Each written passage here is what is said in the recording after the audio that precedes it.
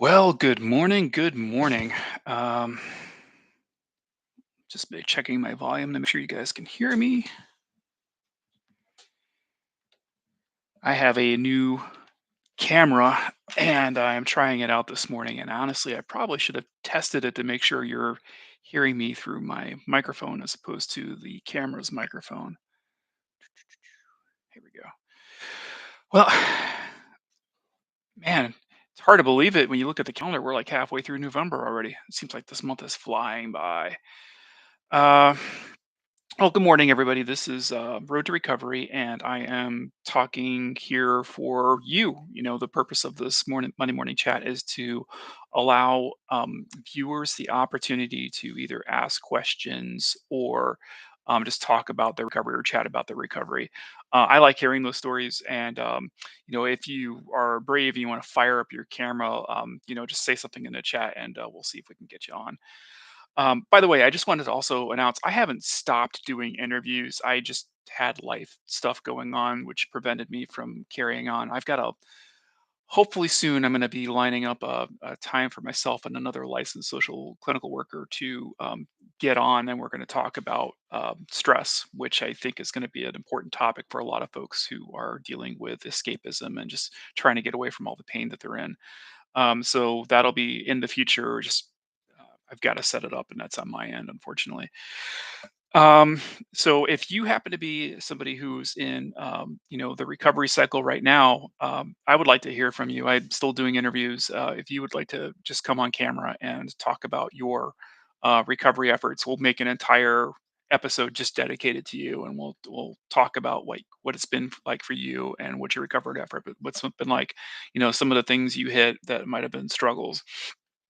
In the meantime, while we're waiting for people to come on, if I don't have any chatters this morning, I'll just talk about the things I want to talk about. I know how to fill time. But we're going to be talking this morning about a bunch of different things. One of the things I wanted to talk about, I made a post this morning, and the post was sobriety isn't a denial of happiness. Addiction curbs your sense of joy, of intensity uh, that you have conditioned. Exercising mindful behaviors will reinforce that the world is filled with happiness. You simply have to be willing to take in the things you willfully neglected. So I think the basis of that post was understanding sometimes that if you're frozen for a second, and I know lots of guys have this, where you get to a point where something's either triggered you, either it was a thought inside of your mind or some experience in the outside world. You experience something that for a second gets you frozen, and you get the craving kicks in,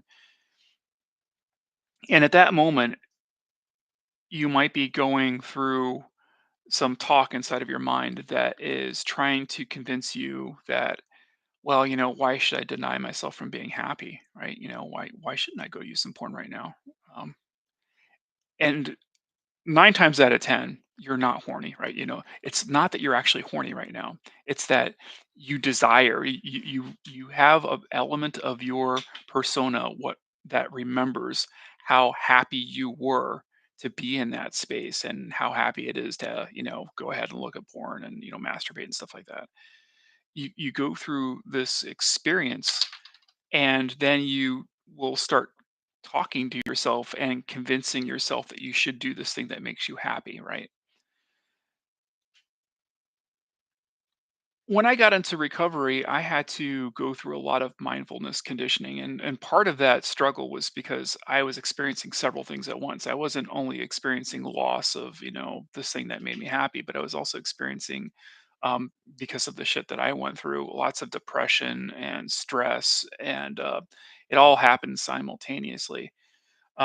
So it forced me to go to lots of different therapists to just try to sort it all out. And once I could get stuff off of my chest, like talk about where all of my stressors were, I started having to pay attention to mindfulness techniques. And some of the mindfulness techniques are really basic, and other ones are sort of high level stuff where you're starting to understand that as you get further and further into your addiction, it's almost like you've got some blinders on and they start getting closer and closer and closer to your face to where, when you're looking for happiness, you only know what your addiction is telling you. And it's a pretty terrible thing to be in, right? It's like you can only find happiness in my situation through porn. That's really what it boils down to. Porn is the only real thing that's, and now there might be secondary things like, I could probably watch a comedy, but if you had asked me at any given time, like of things that would make me happy, porn would always be number one. Like it was chief number one. There wasn't even second, like even sex with my wife was nowhere near as high as porn was. Um, so this addiction will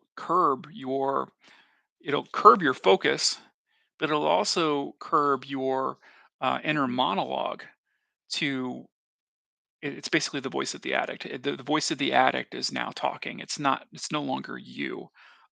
So if you go back in a time machine back to years in which porn hadn't dominated your life, there were probably other things that brought you happiness. I don't know. Maybe it was like, walking the dog, or, playing a video game or playing a sport, whatever that thing was, right? You have probably had multitudes of things that would bring, I'd say, relatively equal amounts of joy, some less than some more, but they weren't that extreme, right?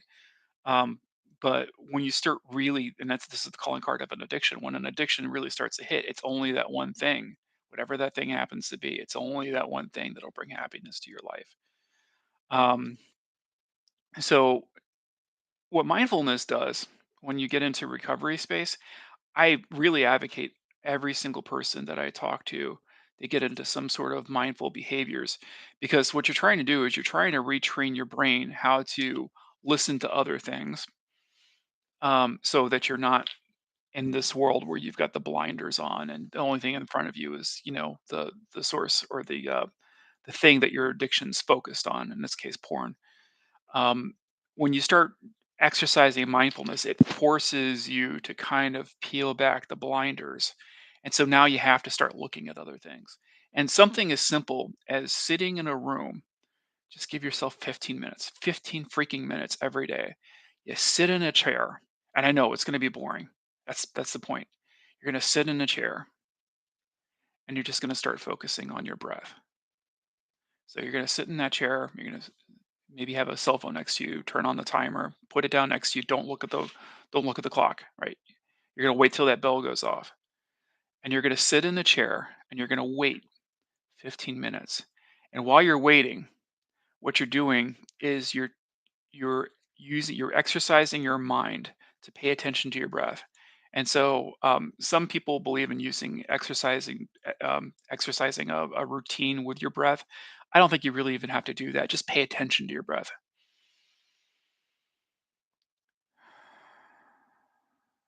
Now, when you start doing this for 15 minutes, especially if you're like me and you have ADHD, it's gonna bug the shit out of you. Like you're gonna be thinking about every single thing you could conceivably be doing. Right? I, man, I could be washing the dishes. I could be getting ready for work. I could be blah blah blah blah blah. Right? And that little voice is just chattering away. Um, and it's gonna be irritating and it's gonna be frustrating. And but you keep on going back to the thing. Okay, stop talking, just focus on the breath. So you're trying to get that chatter to go away, and it's really really frustrating after a while. And what happens after doing this day after day after day? Only 15 minutes. Only 15 minutes. I'll get to the question in a second. After 15 minutes of doing this day after day after day, that little inner chatter that keeps on going on, it starts to subside after a while. Like it stops complaining so much. And after a while, you're paying attention to your breath, which you should have been doing all along. And then what starts to happen is that other things that were external to you, the blinders are being pulled away now, other things that were external to you start coming into focus. And that's when your brain is starting to finally open up to the realities that are in your world and starting to take on new things.